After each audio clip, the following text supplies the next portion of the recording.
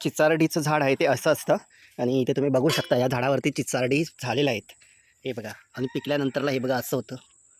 पिकल्यानंतरला अशा प्रकारे हा रंग होतो त्याचा. हे आपले आता कोवळी आहेत ना, ते आपण काढून घेऊया. झाड थोडासा काटेरी असतो. हे बघा.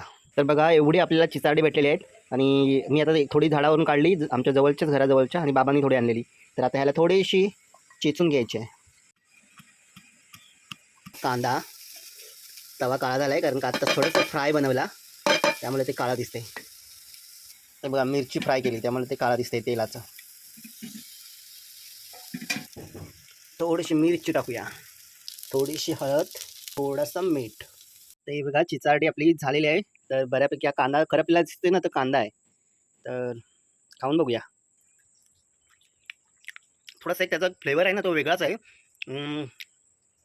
पण नक्कीच हे औषधी असणार, आयुर्वेदिकदृष्ट्या खूप महत्त्वाचं असणार शरीरासाठी असं चवीवरून वाटतंय. तर असं हे खाल्लं पाहिजे कधी ना कधीतरी. तर त्यामुळे शरीराला थोडंफार काहीतरी औषधी गुणधर्म मिळतात. तर मी पहिल्यांदाच खातो. मित्रांनो तुम्ही हे खाल्लंय का चिचारडी? जर खाल्ले असाल तर तुम्ही नक्की कमेंट करून सांगा.